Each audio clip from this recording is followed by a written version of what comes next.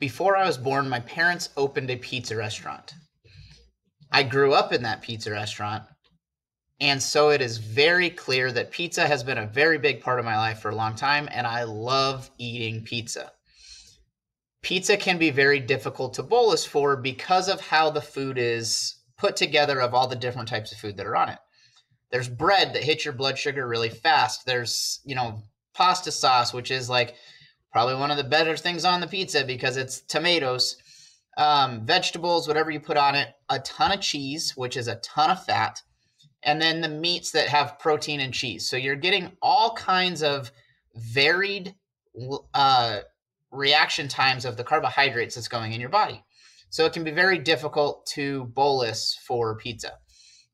So the way that I do it is I will take the amount of pizza that I eat. So I'm going to use 3 pieces of pizza as an example, and I will take that, and typically pizza that I've found is about 35 carbohydrates per slice of pizza.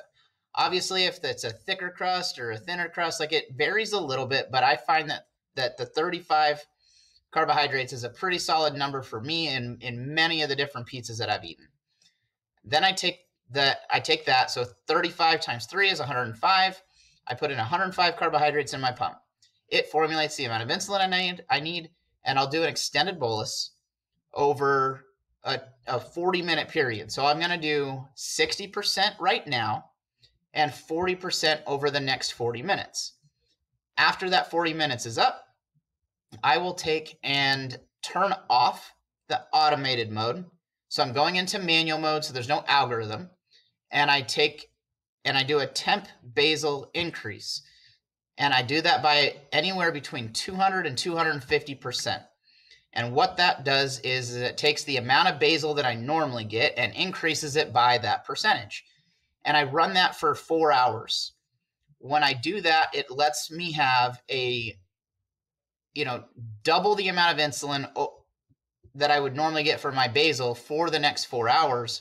And so it's just constantly feeding me a little bit more insulin to help with that protein spike and the fat delay that is caused by the pepperoni, the cheese, the parts of the pizza that make the blood sugar get risen over a longer period of time.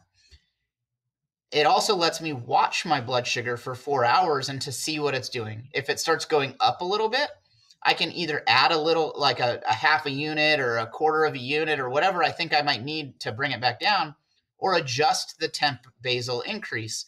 But I can do the same thing in the opposite direction. If my blood sugar starts dipping a little bit, depending on how fast it's dipping or what the numbers are going to, I can eat something very small, or I can just decrease the amount of insulin that's going in and let it balance itself out. I did this on this last Saturday, and I started with my blood sugar at 85, and over the next 4.5 hours, my blood sugar stayed in the 90s. It worked out really well. Let me know how you bolus for pizza, and I hope you guys just go and enjoy some pizza. Thanks.